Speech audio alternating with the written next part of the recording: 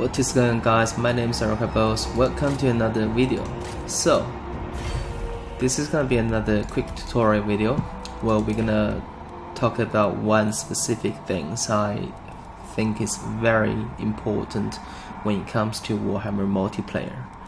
And today we're gonna talk about the gold efficiency. Alright, so as always, we're just gonna use some examples. So in Warhammer ladder setting, everybody's gonna get 400 gold.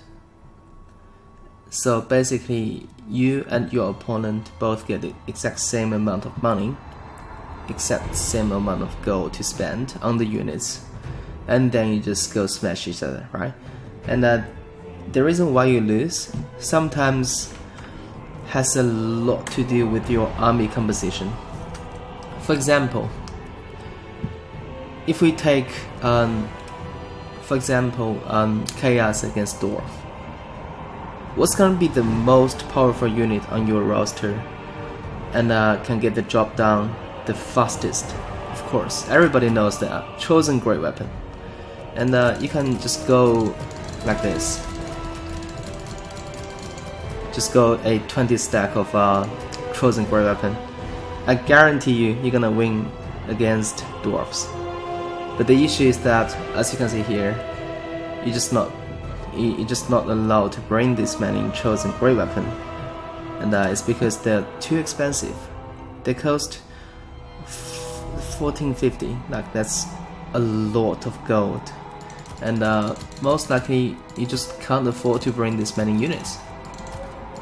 So you ended up with maybe 1, 2, 3, 4, 5, 6, and you can only bring 6. I mean, there's a limit. Like, there's a limit on the ladder that you can only bring 6 same units. And in a lot of tournament setting, you can bring a maximum 5 Chosen Great Weapons. And what will 5 Chosen Great Weapon do to dwarfs? They're not gonna perform that well, because they can be countered easily by dwarf range power, because you just simply don't have the number advantage. So this comes back to the point I begin with. The gold efficiency is super important, and you don't really always want to go super elite, even though those units are very powerful, but they can get outnumbered and they can be countered by a lot of other cheap stuff or a lot of other cheap strategies. So when it comes to gold efficiency in terms of army selecting, we normally want to discuss this in a way that we just only consider this by matchups. By that I mean that you have to have like a list for a specific matchup. For example, against dwarfs, I recently learned that Caesarion is gonna be the best lord.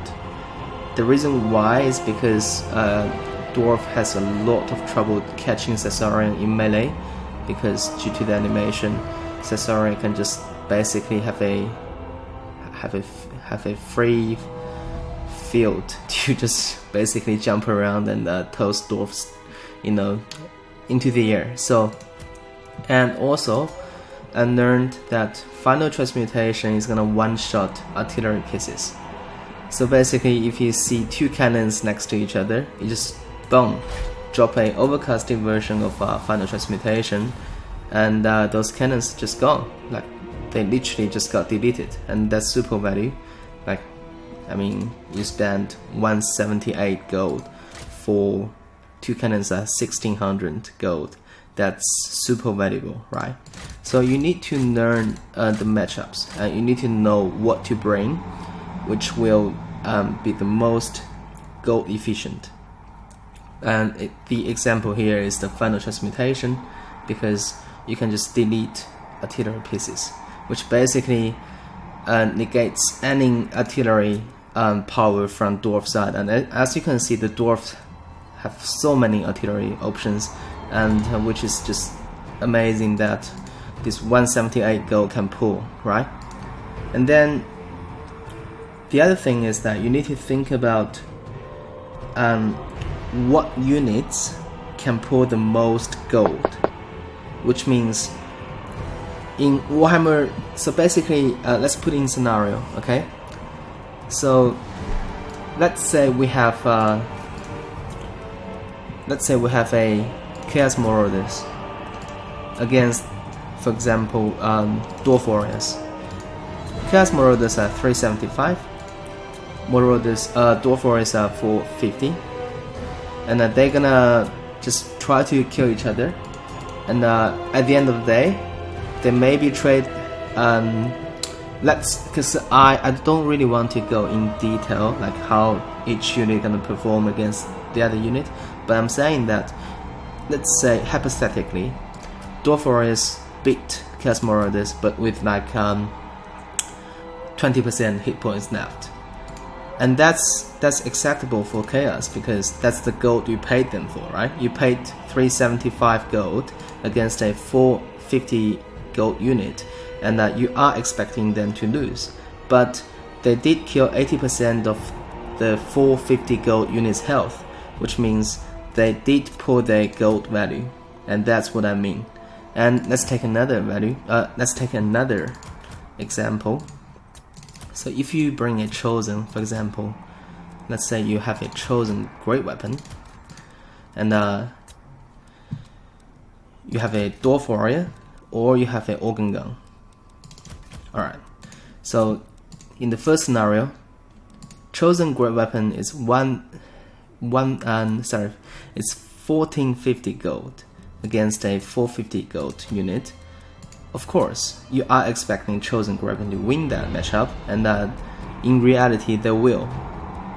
And but if you're chosen on the way they're advancing, they got shot by the organ gun, and by the time they actually made into the line against the Dwarf Warriors, they actually just, let's hypothetically say that chosen just got beat up really badly, and they just lose to a full health Dwarf Warriors,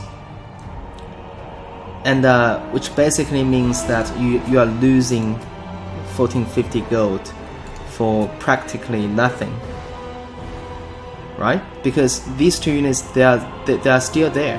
They can still be used to fight other units while your chosen weapon is gone, and that's a disaster because you just lost heaps of gold for nothing.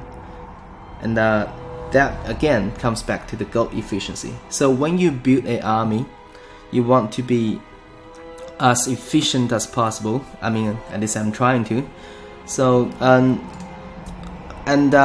also you need to know the matchup so that you know that how you're gonna approach the game and how you're gonna play it out, so that, let's say the same scenario here, instead of marching straight onto the Dwarf Warriors, you actually just take a detour, maybe go around through the forest while take cover from the organ gun.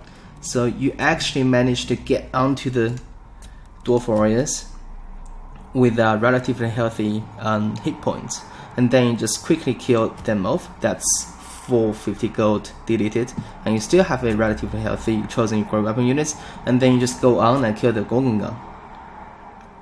And in that case, your chosen still have like, let's say 50% health left, which is 700 gold.